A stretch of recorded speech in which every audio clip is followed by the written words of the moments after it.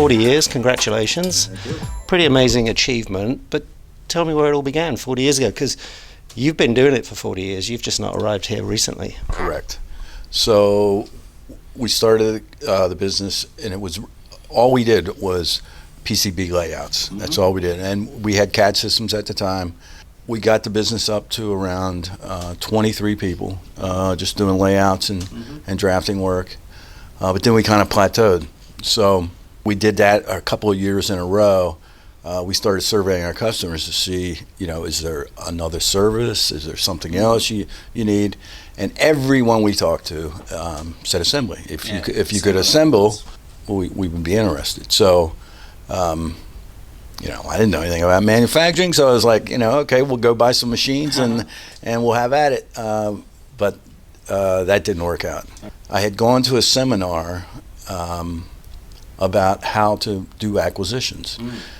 So we started looking for potential targets, and in 2005 we bought Patapsco Designs that was owned by Circuit City Stores, and they were going to just divest themselves of that, and so we ended up purchasing that, and it was a mess. It was a total mess.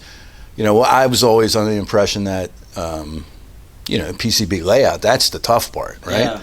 Yeah. But you don't realize until you get into it how many variables are actually in manufacturing. So, we got put together a good team, and things started getting better, and our customers did give us the work that they had promised, and then I guess fast forward a bit more, 2012, we purchased from Fawn Industries, the North Carolina facility. It was the same thing. It was a larger company. They had a small division they just wanted to get rid of, and focus on, they were doing plastics, so they focused on the plastics. That was actually a pretty good company right out of the gate. It was well run. Kim Boykin was down there running things. He's still with us to this day, and he runs a really good organization. And then I guess the next big event was right after COVID, we purchased the factory up in Connecticut. So that gives us our 3 locations, and that's how we got here. But over 40 years, there was ups and downs, and tribulations, and and huge changes in the industry. You look at the digital transformation of the whole process, but also you look at what's gone on geopolitically in that time, the amount of manufacturing that went overseas, how that's maybe starting to come back. You've seen a lot of tides ebb and flow in that time. We have. There was a time, I guess probably the early 2000s, we thought everything was going to go offshore. And then you started hearing, little tidbits, maybe 2010, 2012, they're going to reshore, and that really never happened. So we just, we started focusing on more military, and things like that, that is going to stay here in the States. And it's good. It's good, solid work. It's profitable. It's going to stay here, and so that's what we focused on. But we have seen recently, especially since COVID, some companies coming back. And you have all the approvals for the defense stuff. You have ITAR and you have everything else, which is absolutely really valuable stuff. What other sectors are key to you now? Apart from defense? We do a lot of industrial controls, things like that. We're actually dabbling in some energy stuff, energy management for renewables. Okay. So it's how do you store that power, at nighttime or when the wind's not blowing. So seems to be a lot of money and effort being put into that right now. So we are seeing some of that. I guess the other one would be home chargers. We've had a couple of companies that are developing, their version of home chargers for electric cars. Yeah, that's interesting. And the EV market, I think, is fascinating. It's it feels like it's stalling a tiny bit at the moment because the grants have maybe come to an end.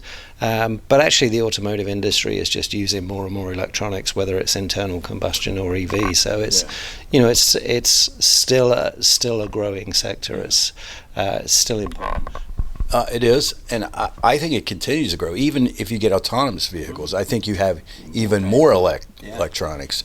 And if we get autonomous vehicles, we're going to need smarter cities. So we're going to need more electronic infrastructure around those vehicles because, you can't trust them just to look all the time. We talked to a company, it was out in the Midwest. It was an agricultural company, and it was the seeding machine. You pull behind a tractor. And the guy told us that what used to be, we would just drag it behind the tractor, you put the seeds out, it's probably too many seeds or not enough seeds.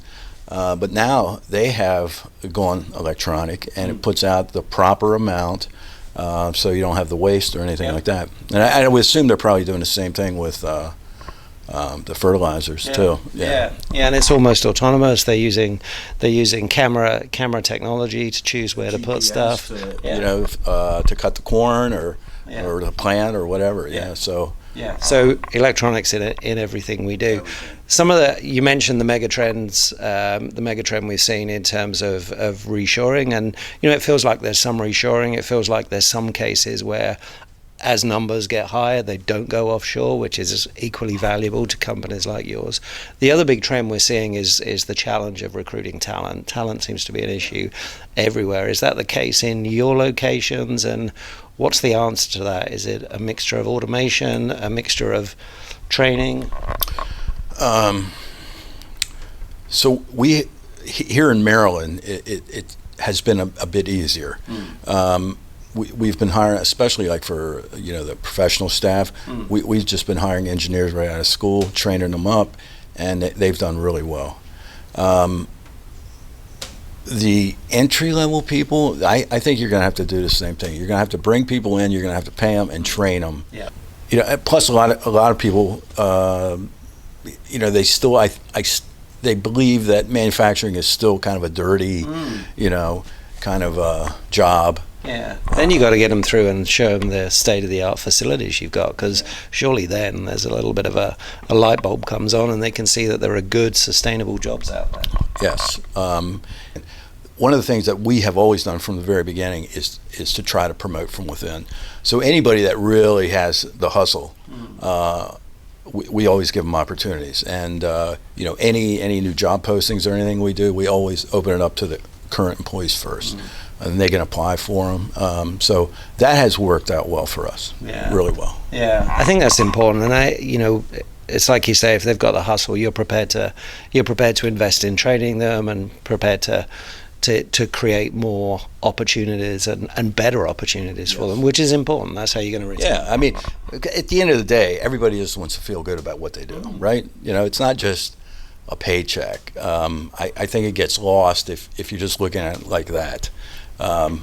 If you feel like you're valuable, you're contributing to the company, I think you go home feeling good. Yeah. And I think that's important. Yeah, that's hugely important, isn't it? And you talked a bit about the relationship with customers and the industries you work in. What do you think it is about ACDi now that makes you so compelling and sticky with those customers? So when we got into manufacturing, so when we were just doing the PCB layout, we were always very, very customer focused. You always have changes. That there's always changes. Every design you ever do. Yep. And we try to bring that philosophy into the manufacturing. So, we try to be agile. We try to have a sense of urgency. To get the customer what they want, but at the same time, if they need to change, we always try to be flexible, and I think people tend to like that overall. Everybody can buy the machines. You can say, if you hire the best people, everything's going to be fine. But it is a certain philosophy that you have to take care of the customer, you have to be flexible, and you have to continue to, make sure that their needs are met. Yeah.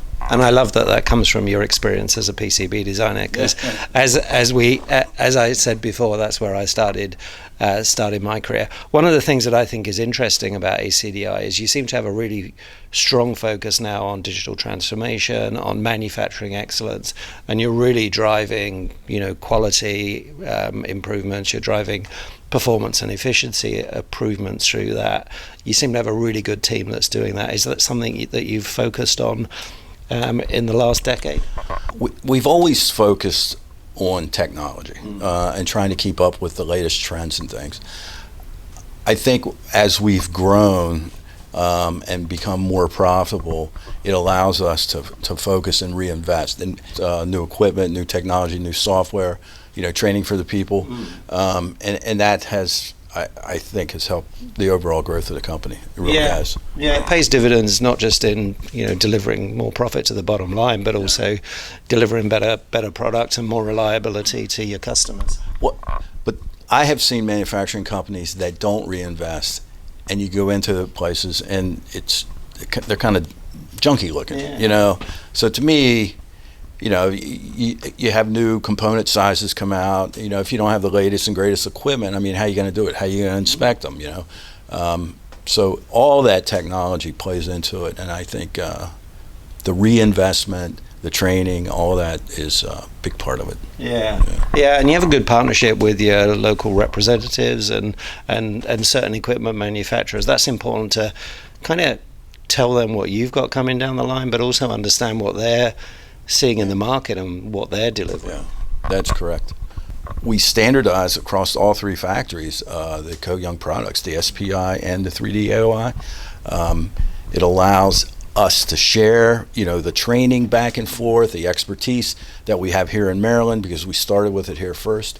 And when we went out to look at stuff, we evaluated a lot of different ones, and we had some. Competitor products were saying, "Oh, you're picking the wrong one because you're a low volume, high mix, and our machines are better." But we have been very, very satisfied with the Co-Young product. Yeah, it seems to have done the job. And just as you invest in R&D, having partners that invest in R&D is equally important. You've grown to 3 facilities. What does the future look like in terms of strategy? We are, without giving away any secrets. Yeah. We're not going to give it away. We're always looking for opportunities. When they present themselves, we like to evaluate them. I would love to get a place in Florida so I could spend part of my time in Florida, to be honest. But we kind of have the East Coast covered. It would be nice to have one down in Florida. We'd have the whole East Coast covered. And maybe at some point one on the West Coast.